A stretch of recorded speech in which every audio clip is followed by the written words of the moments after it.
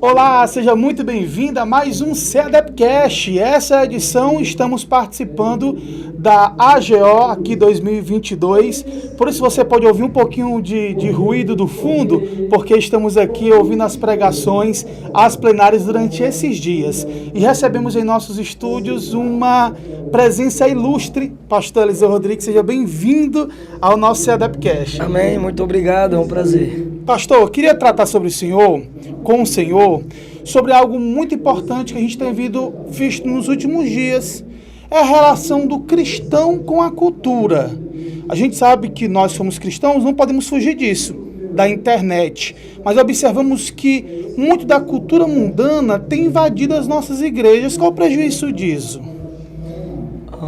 Jesus, ele assumiu um corpo humano, ele encarnou.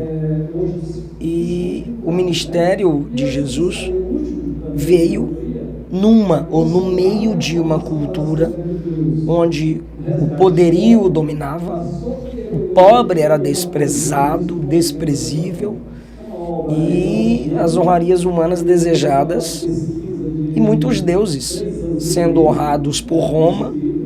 Mas Jesus se manifestou na casa de Israel, onde a cultura era servir a apenas um Deus. Então Jesus esteve entre os homens, andou entre os homens, comeu entre pecadores, sem se perder com eles. Jesus andava no meio de homens de culturas contrárias às Escrituras, mas pregava-lhes o arrependimento, que é a cultura do céu. Jesus pregava o reino, que é a cultura do céu. E hoje, ultimamente, nós temos uma cultura corrupta, inimiga de Deus, antibíblica, e o evangelho está aí, sempre foi, para fazer oposição ao sistema mundano. Só que quando eu olho para a Bíblia, eu vejo que culto muda cultura.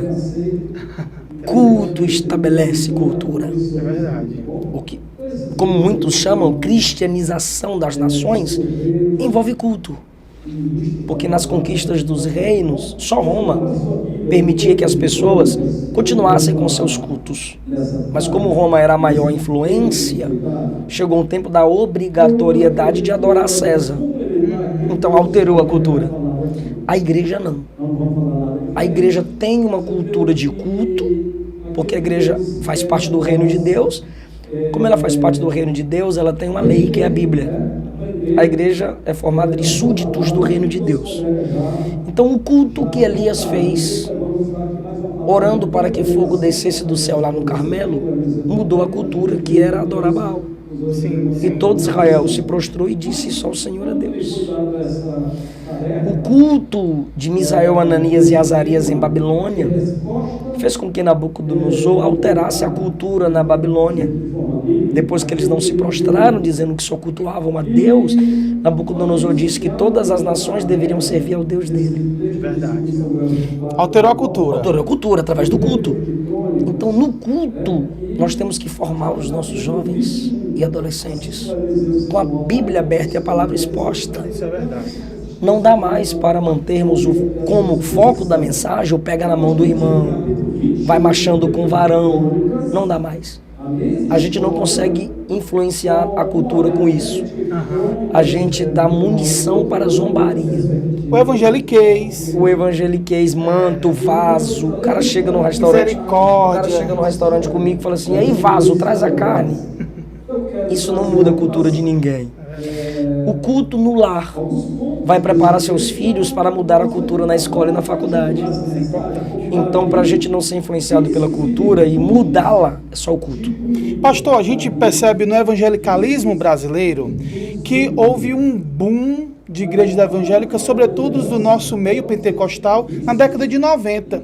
Ao modo em que nós arranhamos a cultura brasileira, no sentido de música gospel, de em cada esquina tem uma igreja. O evangeliquez ficou na boca das subcelebridades que aparecem na Fazenda, no Big Brother. Então, eles já conhecem o nosso jeito de falar, às vezes até se confundem conosco, e observamos agora justamente um sentido contrário. Tem pessoas que têm saído da igreja para se aproveitar da cultura do mundo, claro, faturar com isso, o que é muito lamentável.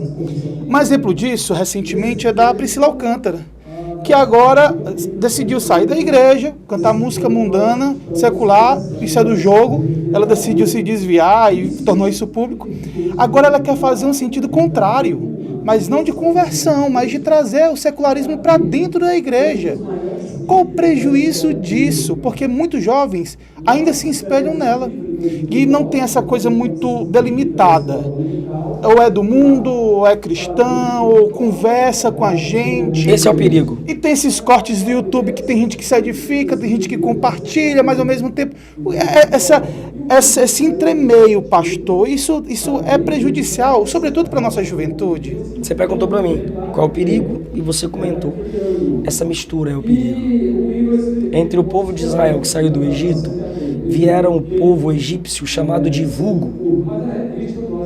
Eram egípcios que não haviam assimilado a mensagem de Moisés e faziam com que as pessoas eram eles que faziam com que as pessoas tivessem saudade do Egito. É a mistura.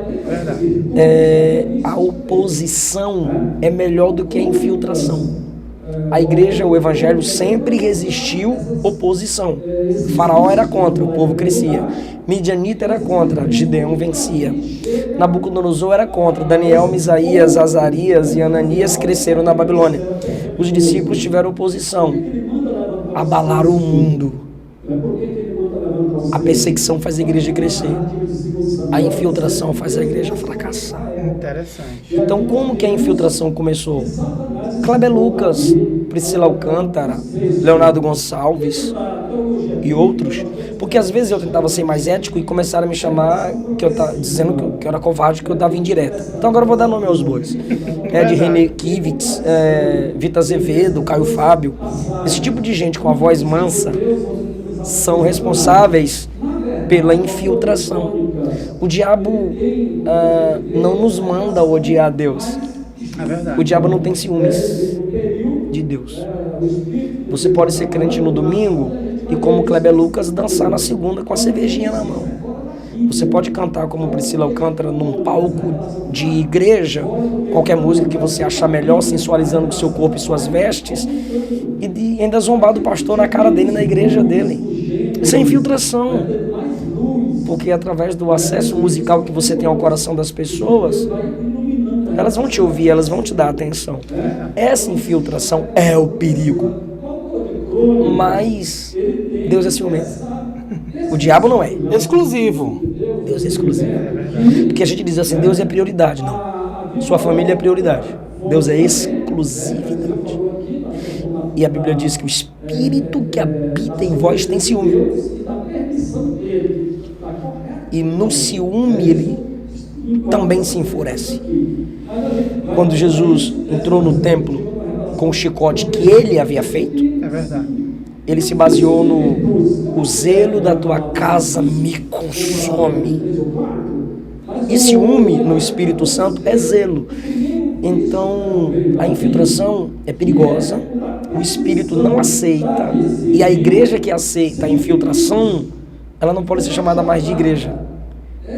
Ela é apóstata, é sinagoga de Satanás, é Babilônia. Pastor, interessante que agora, se a gente vê esse caminho vindo de forma sutil pela cultura, a gente vê agora esse caminho de trazer o progressismo, trazer pautas antibíblicas para dentro da igreja, também agora como pauta governamental. Tem uma galera aí que são os crentes do Lula, os pastores do Lula. A gente vê alguns cortes na internet, pastor ensinando como é que eles conseguem fazer essa infiltração dentro do meio do povo de Deus. O que é triste, pastor, é que a gente vê muita gente admirada com gente que só coloca o nome de Jesus na letra de uma canção, ou então só porque a gente tem essa palavrazinha bonita e não percebe o todo. A gente vê agora que tanto pela cultura quanto pelo poder do Estado, isso vai vir de forma financeira, de forma de incentivo dentro das igrejas, esse progressismo entrando cada vez mais dentro da igreja. É bom a gente ter cuidado, não é? E é bom a gente alertar isso desde agora, não é verdade, pastor? Desde agora, porque está se tornando notório. mas já está em muitas igrejas.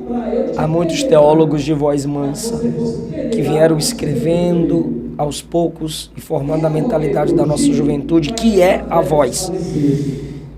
A gente precisa voltar, como começamos o nosso podcast, ao culto no lar. Abrir a Bíblia para os nossos filhos, ouvir os nossos teólogos, deixar de ser levado por influências digitais, ouvir teólogos bíblicos, tradicionais, teólogos reformados, teólogos calvinistas, wesleyanos, arminianos, mas que valoriza aquilo que mais nos une do que aquilo que nos separam. Há calvinistas, arminianos e wesleyanos que dialogam, que pregam juntos, que escrevem juntos, que são amigos. Homens que têm pontos de divergências, mas também sabem que o principal é Cristo, só Jesus salva, que a salvação é pela graça. Jesus vem, a igreja vai, e quem vive na prática do pecado vai para o inferno. É esse tipo de gente que a gente tem que escutar e se unir a eles nessa batalha contra o cavalo de Troia. Que aqueles que nós escutamos estão trazendo esse falso presente para dentro de nossas igrejas. É verdade. Pastor, e para finalizar, eu quero trazer um exemplo prático. Eu quero ouvir a sua resposta, nada mais do que privilégio, né? A gente poder perguntar diretamente para o pastor Eliseu. Pega aqui um caso, e eu vi alguns comentários na internet, eu queria ouvir a sua opinião sobre isso. O caso do Kleber Lucas, que agora fez uma música com Caetano Veloso, e depois no podcast também Caetano Veloso disse aquela atrocidade sobre o hino Algo Mais Que a Neve, vendo racismo nesse hino.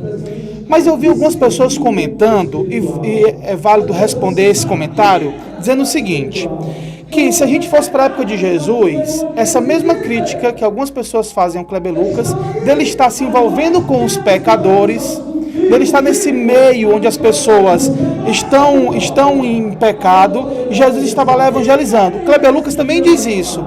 Qual a resposta para dar sobre isso? Ele não pode evangelizar porque ele não conhece o Evangelho. Isso é forte, pastor. Você só pode evangelizar se você conhece o Evangelho. Aí você me diz, o Evangelho é Cristo. Cristo é um todo. Cristo é tudo. Se você quer pregar Cristo, então comece com a renúncia. Porque Ele deixou as glórias da eternidade e veio viver entre nós. Segundo, se você quer pregar Cristo, pregue santidade. Porque Jesus é santo.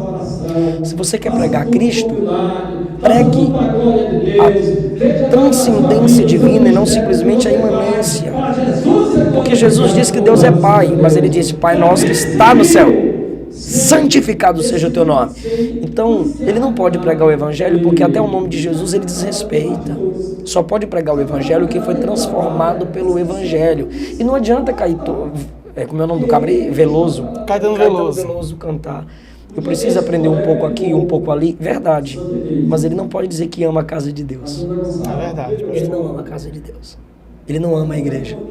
Ele não ama o povo de Deus, porque o amor de Deus só está no coração do homem pelo Espírito Santo. E Caetano não tem um Espírito. Então ele não pode ter amor pelas coisas de Deus. Ele odeia as coisas de Deus. Ele é um hipócrita. Agora, se ele nascer de novo, aí ele recebe o amor que só é derramado em nosso coração pelo Espírito Santo. É verdade. Pastor, muito obrigado pela nossa conversa. A gente agradece aqui, realmente a sua mensagem foi muito importante e eu quero convidar você a curtir, compartilhar o nosso CEADEPcast. Em outra oportunidade a gente pode conversar com mais calma, com um pouquinho menos de barulho, em um ambiente melhor. Muito obrigado, pastor. Obrigado, meu. Que Deus abençoe a todos. Como ele já disse, deixa o seu like, se inscreva, compartilha. É verdade. E continue aqui no CEADEPcast.